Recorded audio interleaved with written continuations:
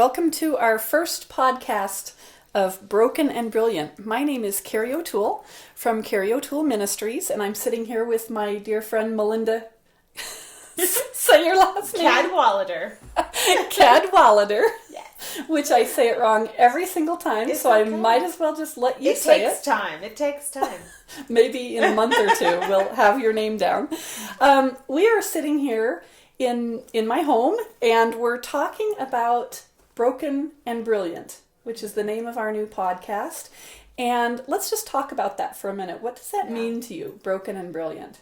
I think that all of us go through times in our life of brokenness, whether it's a circumstance, one circumstantial situation, or if it's an ongoing life event that is just continuing. There's areas of brokenness, and in that brokenness we can discover brilliance, or we can move out of the brokenness into brilliance. But I think there's always the hope of brilliance either following a brokenness or being discovered within it.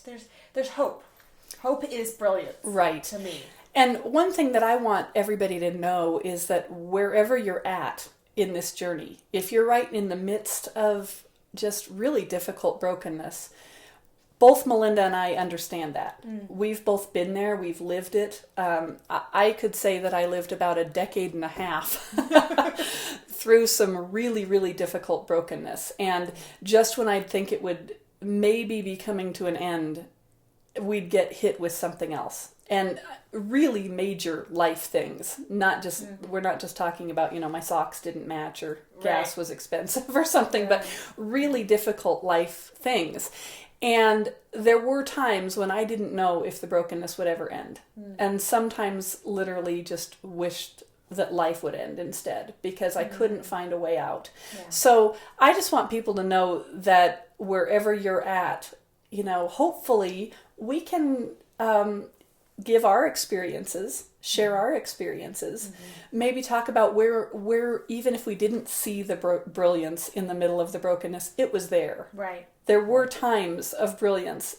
We didn't die. We're okay. We're on the other side. Yes. And there really is a beautiful life out here. Yes. And how do you find that in the midst of your brokenness? And how do you hold on knowing that it's coming at the end of it? Yes. And I think there's so much power from hearing somebody else's story.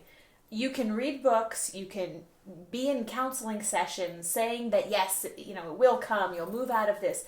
But when you actually hear the real and raw and gritty stories of people just like yourself who have the hope, that's more affirming of the truth of there being hope than just reading about it or hearing about it. Is Absolutely. When we share our stories. There's power in that. Right.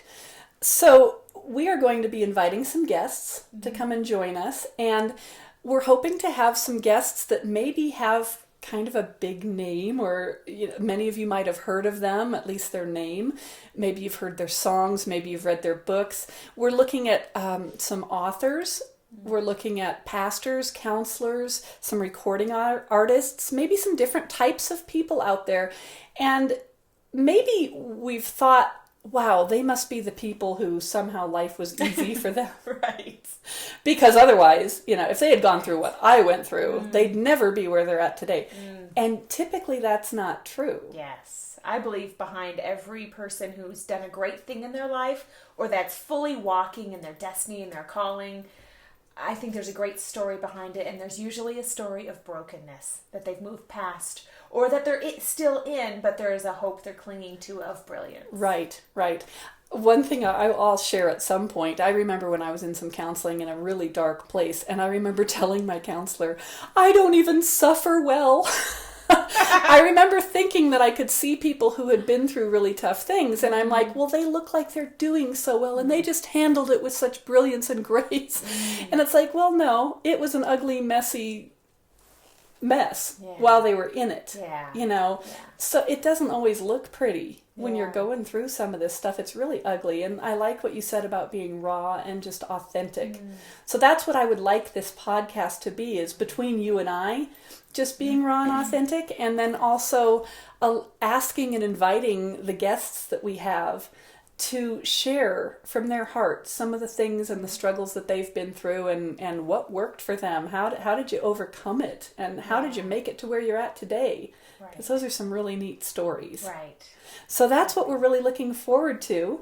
We're going to introduce ourselves now so you can hear a little bit about who we are and what our hearts are. Like I said, my name is Carrie O'Toole. I am a Colorado native, grew up in Littleton, Colorado, and graduated from Arapahoe High School, which many of you know just went through a tragedy in December. There was a shooting there, and the community is recovering very, very well. But I've been on Facebook and in some different online communities with former graduates, alumni, and even some students that are there right now, and they're really, talking about turning a broken place into brilliance. Watching what some of those students are doing. Some of them just traveled down to New Mexico, where the middle school just went through the same situation. Right. And they went down, and those middle school students were able to say, you know what, no one else understood what we were going through. How do I even walk back into that gym? And these Arapahoe students who just went through it were able to say, you can do it. We just did it. Love that. Here's how we did it. We'll walk you through it, you know. So cool. Really, really cool. So I'm a Colorado native, live in Parker, Colorado right now.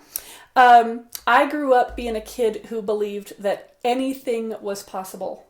I was always a glass half full, well, more than half, it was overflowing. And, you know, if you drink it, then there's always room for more. So let's have chocolate milk. And that's the way I lived. If you believed it, it could happen. And that was the way that I lived life. When I was in 5th grade, I wanted to play in the band. And my parents had bought my sister a flute.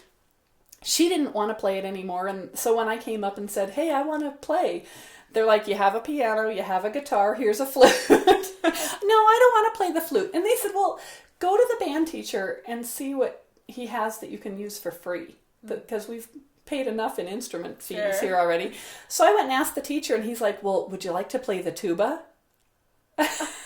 Is that the big one? That's like over the shoulder? The big, that's the sousaphone, which is a marching one. But yeah, so this huge thing and I was the littlest kid in the class, but I'm like, sure! So I started playing the tuba in 5th grade because nothing was out of reach. If you want to do it, you can do it. And the cool thing about being a girl tuba player in 5th grade is that you got pushed forward, and I found out I actually had some musical ability, so I made all-state band and did all these different things, ended up going on majoring in music and taught high school band for several years before kids came along. So went from tuba player to band director, and what was interesting in my band office was I always had a couch sitting in there, and students would come in during their breaks or at lunch or before or after school, and they'd sit on my couch and tell me all their problems. And it kind of cracks me up because now I went back to school, got my degree from Liberty in marriage and family therapy, and now I'm a board certified Christian life coach. So here we are in my office, and you're sitting on my couch. Oh, that's so cool. I love it. So that's kind of where I've been. I'm married to my husband Bob. We've been married for 27 years. My son Brendan is actually doing our recording here. He's 21, and my daughter Katie is at Denver University majoring in French horn performance, and she's 20 years old. So that's a little bit about me, and I'm sure we'll learn more as we go. But how about you, Melinda? I'm Melinda Cadwallader. Cadwallader. Let's all say it 3 times. Cadwallader. I was born and raised in Anchorage, Alaska. And I actually grew up in a commune. Yep, my parents were in the 70s Jesus movement, and we lived communally with other families in Alaska, and that was wild. Wow. And then we ended up moving down to California and being a part of a church there. So I've been kind of a church kid my whole life. My parents were both in ministry, and kind of followed that path until the end of high school. And then decided that really, I don't feel like I really fit in there. So I did my own thing. And I got into the beauty industry. And I kind of worked my way up from a receptionist to a colorist to a teacher. And then I was a cosmetology director at Aveda Institute here in Denver. Wow. And that was amazing. I feel like I recognize that my love for beauty and all things beauty moved me into a role of wanting to help other women and younger girls see their beauty and draw it out of them. So that was my favorite part was at the Institute was seeing the young girls. They had this little passion, they all grew up cutting and coloring their Barbie doll's hair. So that's why they were at beauty school. But really I saw something more in each one of them and wanted to help draw that out as an older woman and someone influential in their life. And that became more of my calling rather than being behind the chair, which I love because I think that's a ministry in itself. Just, beautifying women and helping them see their worth and value and drawing it out. I have a 14-year-old daughter and a 6-year-old daughter and a 3-year-old son. My husband and I have been married for almost 8 years. And I do have a Cinderella story of single motherhood and then finding an amazing man who was... Well, your husband is Jesus. Oh, he is. He gets that all the time. Which we'll talk about the shoulder later. length hair, the beard. He's very a kind, compassionate guy. So it's his presence is just so funny. Well, and we just filmed a short film on Saturday that will be coming out soon. It's called Little, and we'll let you know when that comes out. But we needed a Jesus character, and Melinda's husband, Mike, actually played Jesus. Yes, so that was... So I want to ask you sometime, what's it like to be married to Jesus? Oh my gosh. I don't know. I don't really know. So my husband and I have a chiropractic office with, we do health coaching and nutrition and fitness coaching and things like that. But I think all in all, our heart is really just to minister to people and help them see that, they can achieve things that they desire and that you don't have to be bound in life by limited health and limited possibilities because of your health. So we help people see that freedom. Well, it's so interesting because what you do physically is kind of what my ministry does emotionally, relationally, spiritually, and I know yours has a very deep spiritual component as well, but recognizing that most of the people who seek out either counseling or coaching, they are stuck and they're looking at their symptoms, whether that is depression or relational issues or whatever. And if we can get to the core of that, which is typically their relationship style, what happened with them at birth, how attached they were, that type of thing. Yeah. That's where the health comes from, is when you can recognize and heal that piece up. Right. So I feel like what you're doing physically, spiritually, is what I'm trying to help people do emotionally and relationally. Yes. So, and we've had several different nutrition consultations that have gone from, let's talk about your eating habits, and we realize that this is a deeper issue. This is marital, this is relationship based, this is a wound that isn't healed. And at that point, we're really good at sending them to someone else and referring them to someone that they need to deal with this. And then when this thing is being dealt with and you're working through it, let's put nutrition on top of that. Right. But when nutritionally, sometimes we all know that becomes the crutch and that becomes the way that we cope. Absolutely. And until that wound is exposed and you're willing to see it, then nutrition really is not going to be as great as a healing for you. Right. So I think we're going to be a great fit. Well, Melinda, I would love to hear a story or two from you about your life and where you have felt just absolutely broken and what the part brilliance played in that, or have you found that brilliance yet? Is there a particular story that you're thinking of today? Well, yeah, I think, throughout my faith life, there are peaks of brilliance here and there of the Lord taking my brokenness and exposing the brilliance within it or on the other side of it.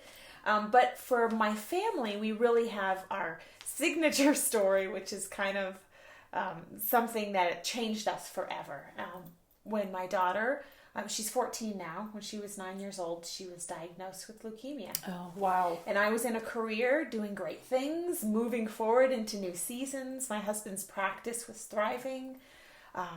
we had a live-in nanny. We were living the dream. And, I was commuting to downtown Denver in my pink heels and being glamorous. And it was so much fun. And at that moment, I had to make a decision of what kind of a mother I was going to be. Were we just going to, I'm just going to try to work this out. We're going to figure out some schedules.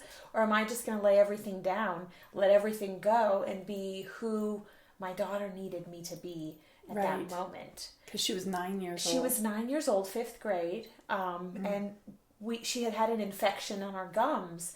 And we thought she got bit by a spider because her lip was swollen.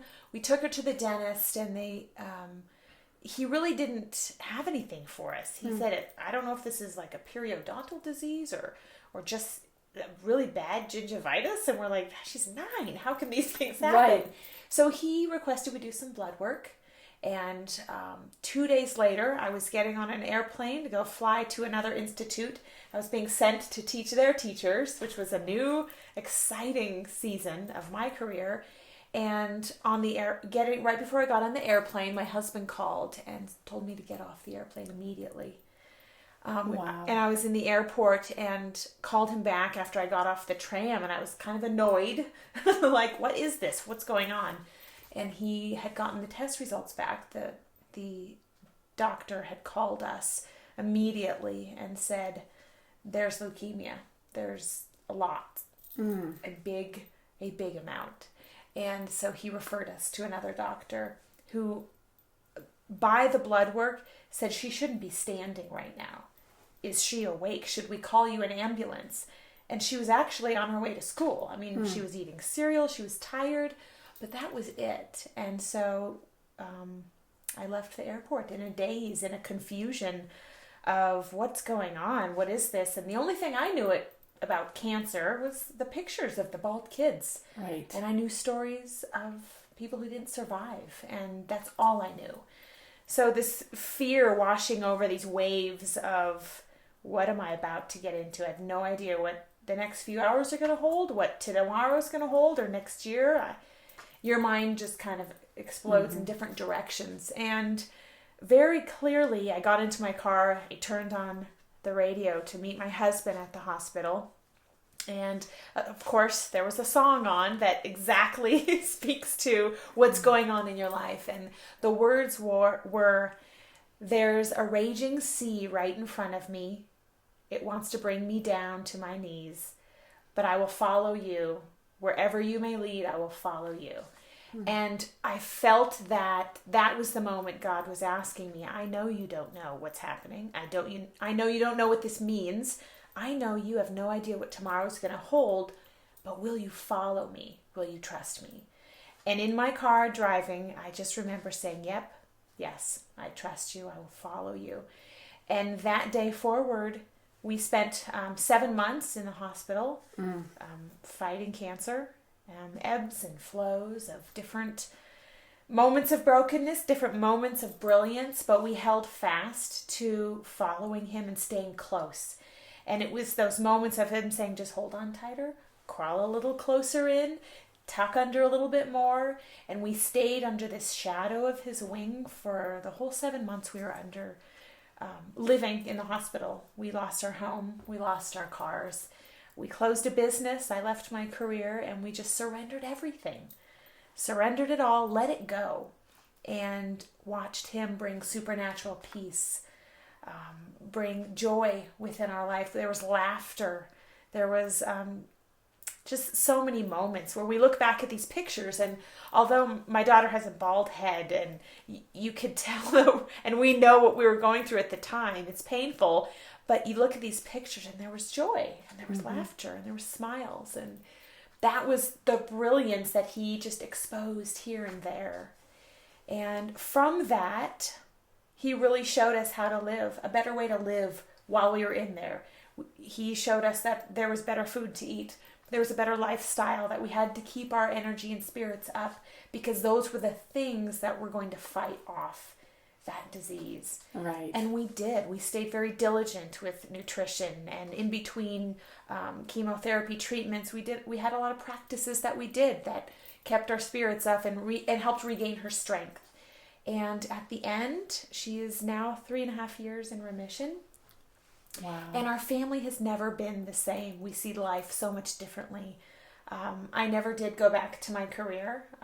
Since then we've had another child, and I just am alive with loving my family, being an amazing mother, loving being a mother, and not seeing anything else as more valuable right now in my life. Right. And we are definitely a family that lives brilliantly. You know, what's interesting to me is you just said you're loving being an amazing mother. And I thought, how many times women in particular, and I know this is a passion for you, is really speaking to women, how many times we put ourselves down. And even if we do feel like we're being an amazing mother, you would never say that because, oh, that's arrogant, or, oh, that's whatever. And just to hear you say, my passion is being an amazing mother. Yeah. I mean, I'm sure you're not amazing every single day. No! And that's the thing. I think being an amazing mother means you know the times that you mess up. You recognize the moments that maybe you need to be the one apologizing to your children. And I do. I have these days of, I'm not doing so great today. I need to get out of this house. Get me out of here, away from these people. People. Right, because you know. And then these other days, it's because I recognize that, though. I'm not living in denial of being imperfect. I think that's what makes it so much fun, is that I know it's a journey. I know that I'm getting better, and my desire is to be a greater mother today than I was yesterday. Well, it's just interesting to me, for most people, the diagnosis of cancer, that's huge. That's one of the big ones. For some people, it's the big one. Everything else may pale in comparison. The diagnosis of cancer for your child is even bigger than it would be for yourself. Yes. And to go through that, and I know, as you said, every day wasn't pretty. There were probably days that were pretty darn ugly. Yes. But you are on the other side of it now, and you can see it was a significant life-changing event in your life, and in the life of your family, and especially your daughter. But you are on the other side. Yes. And life does go on. Yes. Not always. I mean, that's not a statement. And I did have a very distinct moment where I see it as a very strategic attack on our life. Was one time when we were home. I was home for the weekend. My husband and I would change shifts. I would pull the week shift so he could kind of work here and there, and then he would take the weekend shift with her so I could go home and refresh and recoup and be with my 2-year-old who at the time was not allowed up onto the 7th floor, which is the cancer ward. If you're under a certain age, there's too many risks of bringing in different bacteria and virus, and so she wasn't able to see her sister. That was tough. So my weekends were reconnecting with my 2-year-old and spending the weekend together. And at one point, we cleaned out my daughter's room so we could repaint it with lead-free paint and clean it, because there were times in between each round of chemo that she was able to come home for a couple days. So we wanted to make sure that when she came home, it was completely sanitized and clean and clear. While we were letting the paint dry, her room was completely empty. And I remember on that weekend being home alone and feeling down. And I walked past her room, and out of the corner of my eye, I looked in, and it's completely empty. And a very small voice in my head said, "Yeah, she's not coming back." Reminding me of the possibility of not surviving. And I stopped and I held that captive, and I said, "No, she will be coming back." But that was a moment of, are you going to believe these thoughts and let these thoughts of death encompass you and weigh you down and create this weekend of greater weariness for you? And that was those strengthening moments of hearing it and holding it captive and saying, "No, I'm not going to believe that." Right. Well, and as a counselor, as a coach, my thoughts or my compassion goes out to the people maybe listening where their story didn't end the way that yours did. Yeah. And, there are people out there who are like, just name it and claim it. And, oh, well, you held on to that, so therefore it never happened. But sometimes kids die. Yes. And sometimes family members die. Sometimes we die. Yes. Well, in our lives, we're all going to die. But the way that it happens, the timing that it happens, it doesn't always work out right the way that we want it to. Right. And we found ourselves celebrating that, yes, we did not experience a physical death, but what we did experience was a death of dreams, a death of what we thought was a legacy and a lifestyle and beliefs.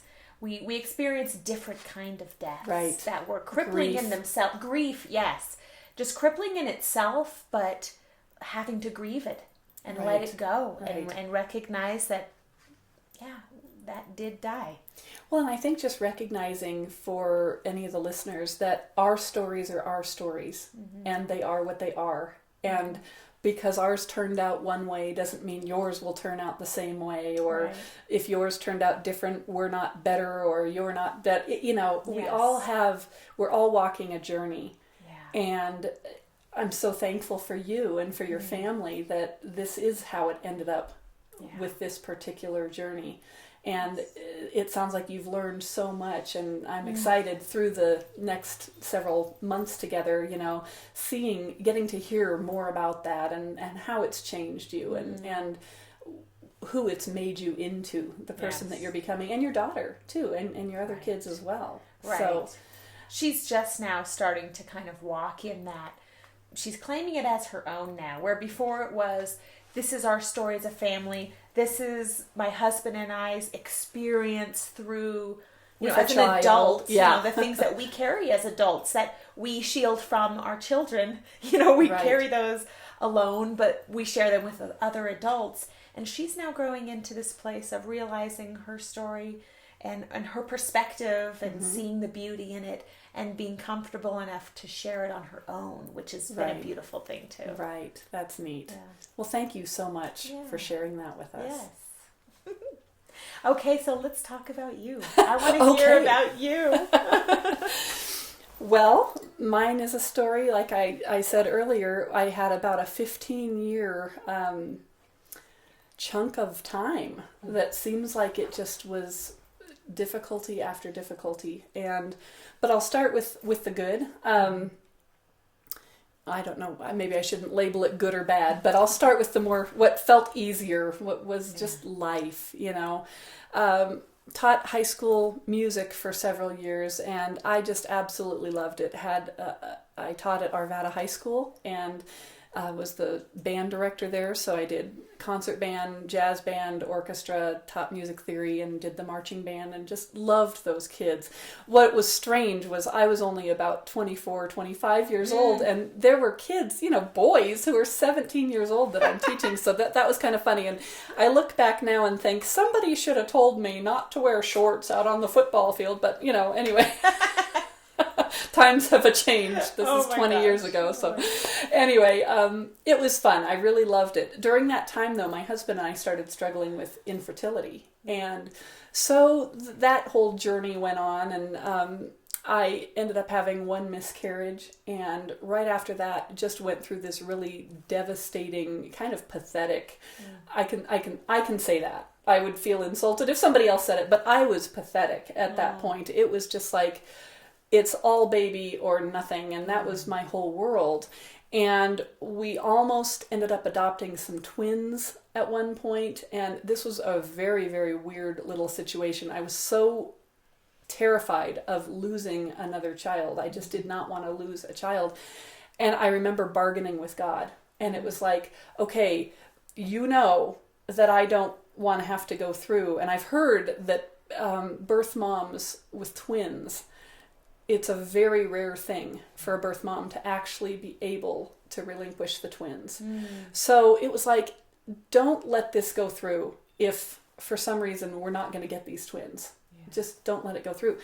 I gave God 2 weeks, which, okay, this was 20 years ago. But I did. It's like you have 2 weeks. Yeah. So 2 weeks from Friday, if there's, if I haven't heard, we're getting those twins. That Friday came, and I had heard nothing. And I was taking a group of kids up to Greeley for a jazz band festival. And I told all the kids that day, we're adopting twins. And I got home and walked in the door, and my husband was standing there with this horrible look on his face. Oh. He said, you'll never believe it. I said, what? He said, she called the agency. This was before cell phones. Said, I decided that I'm moving, since you haven't found a family yet. They had already chosen us, but hadn't told her. I'm moving back home. Where is home? We didn't know. And I'll get an agency when I get there. Thanks so much. Click. Oh my goodness. And the twins were gone. Oh my goodness. So I was just a basket case. And I ended up calling some people, just, I don't even know why, don't know who, just, oh, this is going on, oh my gosh, I just, I'm this mess.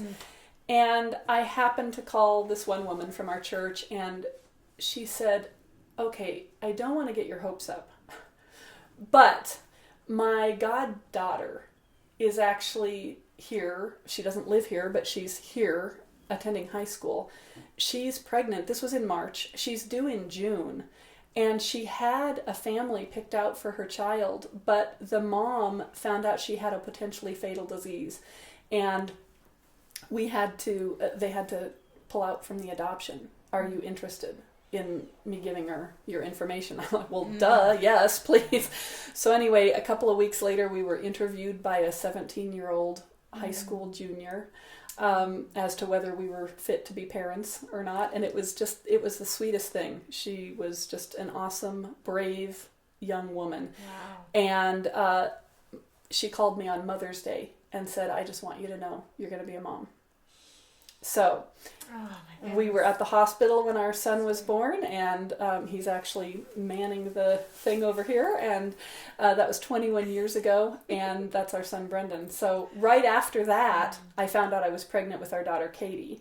So we have kids that are 15 months apart, ended up feeling like we had twins.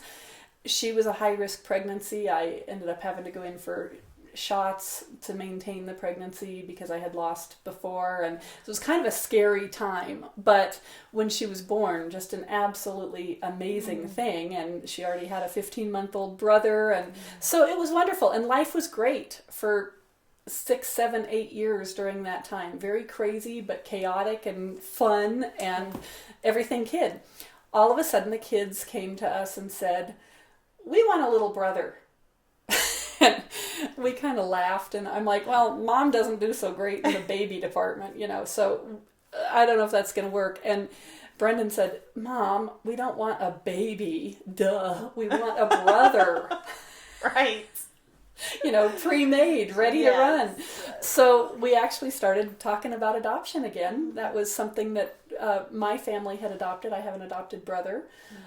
So no big deal to our family. We just started looking around and ended up going to Vietnam. And it took about 9 months, same as a pregnancy.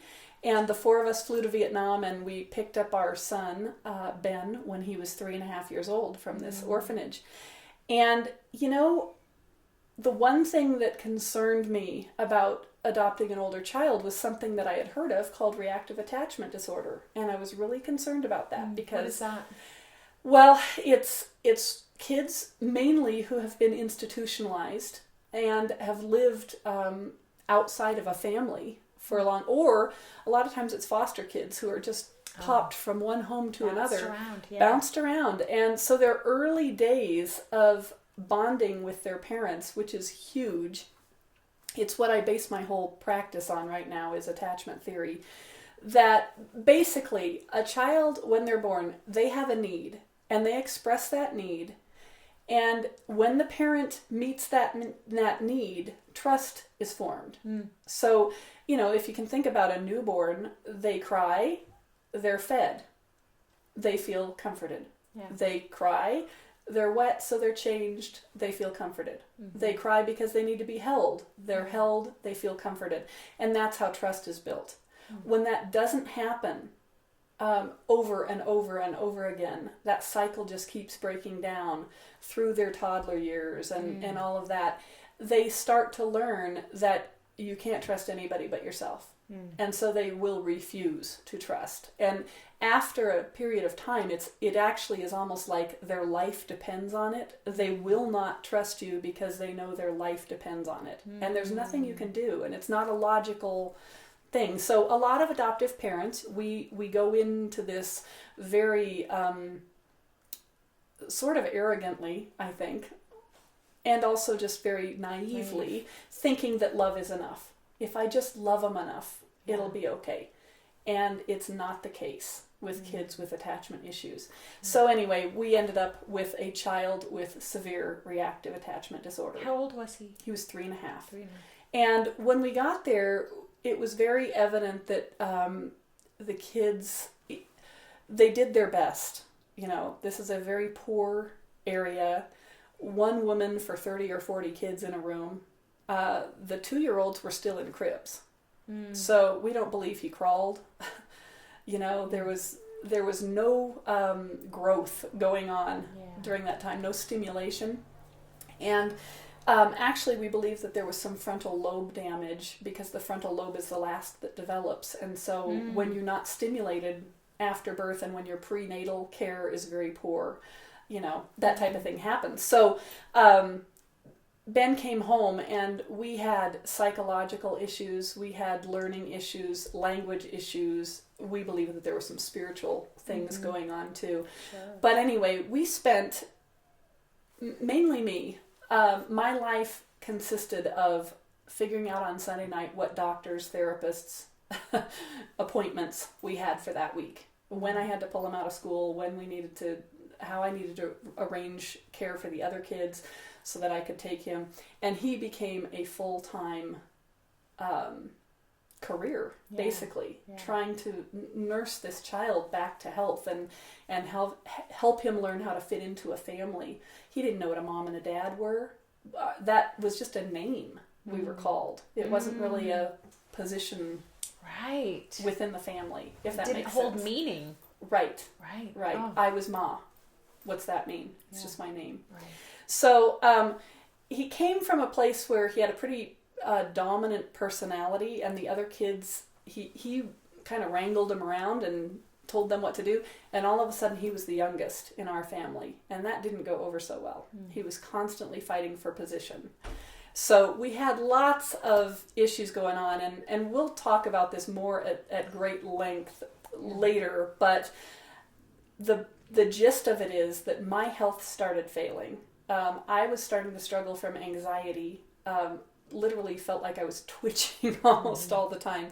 He looked to me, we would go to a movie, and instead of looking at the movie, he would stare at me. We would go to church, and instead of looking up there, he would stare at me. So I was constantly kind of, stop looking at me all the time. It was just this craziness. It was very manipulative and underhanded.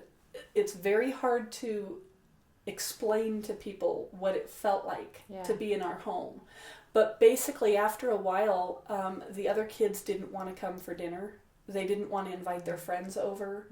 I was suffering from depression. I stopped sleeping. At one point, I stopped sleeping for a period of 5 months. 0 sleep for 5 months. And when you're talking about those little glimpses of brilliance in the middle of there, I remember one day when I could hardly, I was just laying on the couch, and somebody came and took the kids for me. We had people making dinner for us, cleaning our house. I couldn't drive. I couldn't do hardly anything. I was a basket case. But I was laying on the couch and my eyes were closed because they just hurt so badly. And I realized I needed to get up and walk up to pick Ben up from school. And I knew I couldn't drive. I walked up and the wind started blowing. And I just realized I just breathed in. I breathed out. And it was the weirdest moment, but I realized at that moment that if God didn't give me the strength to breathe in and the strength to blow it out, I would be dead. Right. And so I just, all the way up to the school, I just breathed. And I was like, thank you, God, for that breath.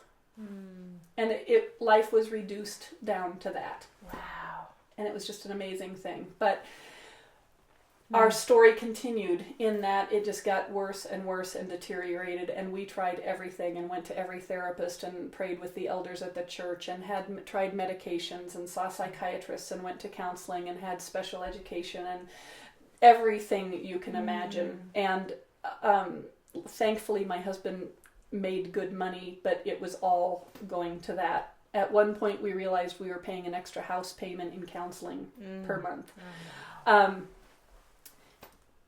I finally one night said to my husband, I don't know what this means, but I can't do it anymore.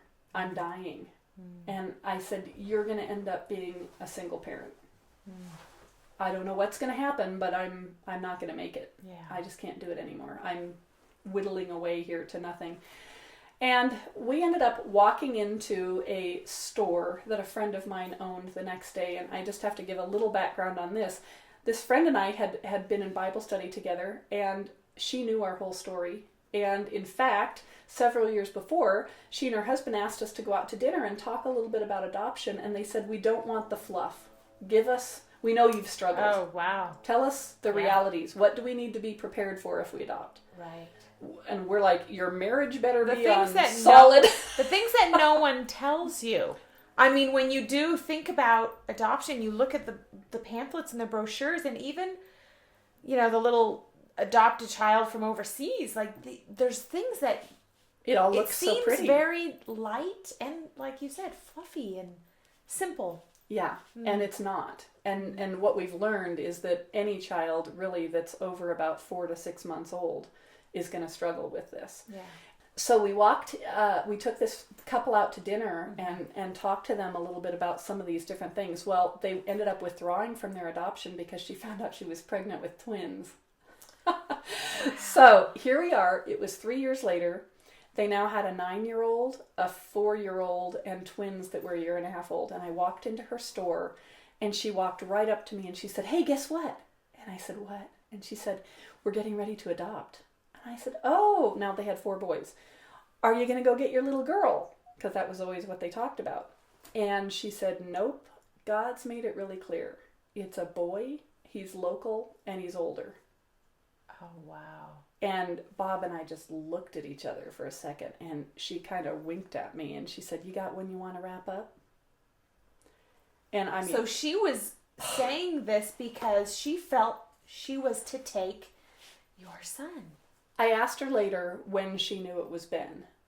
And she said, when you walked into the store. But what's so bizarre is this was after Christmas. At Christmas, they had sat their whole family down and told them they were adopting a little boy. They just didn't know who he was yet. And they had a room for him.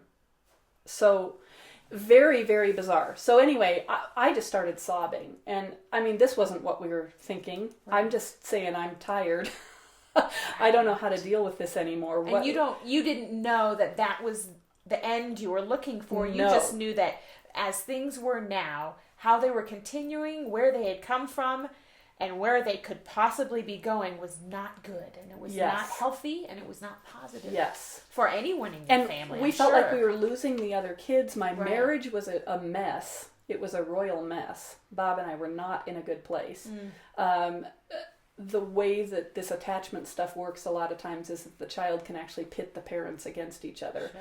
And so there was a lot of arguing, and it was just not, our home was not a fun place to be. It was not the home I dreamed of for my kids. And I was dying inside. So when she said this, I just kind of fell apart for a minute, and she said, what do you need right now? And I said, could you just take him for a day? I mean, I just need to breathe, without him staring at me and all of that stuff. So they took him for the next day, and he did great.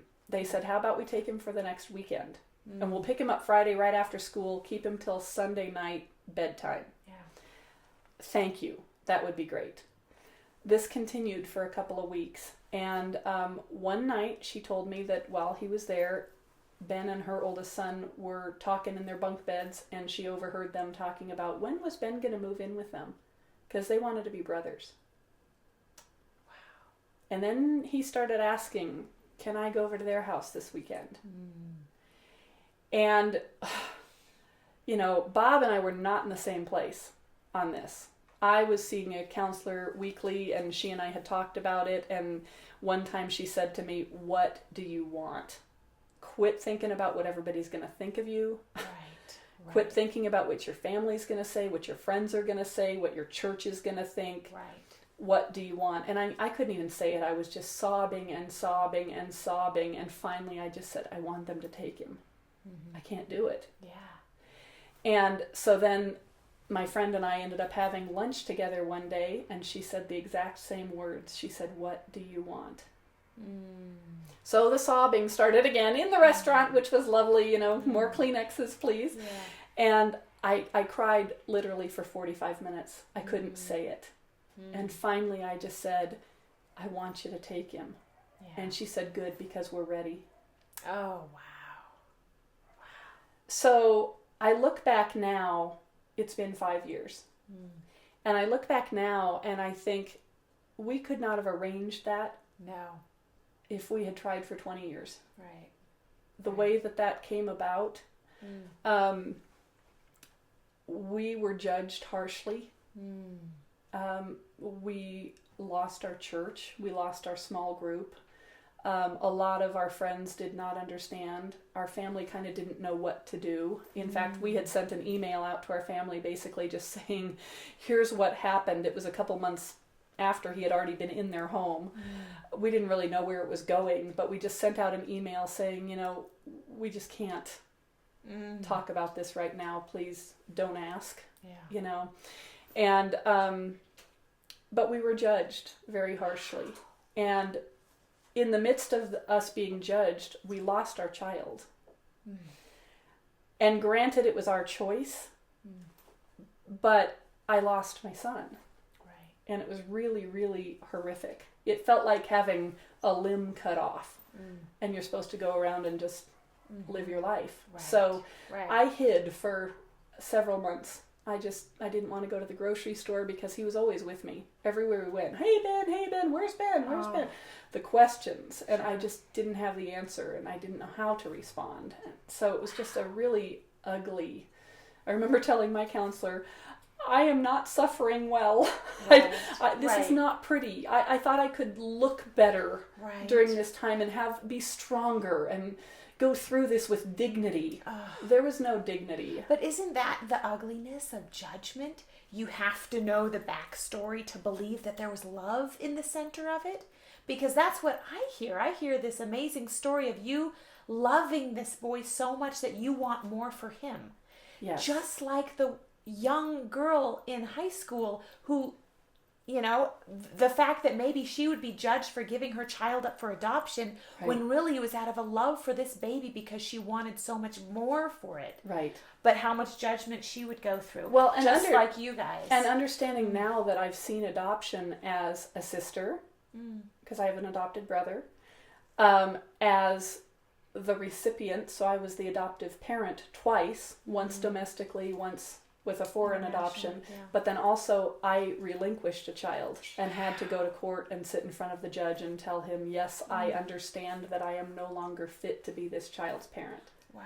So it's an interesting, seeing it from all the different sides. I definitely can relate and have compassion for those on all different sides of adoption.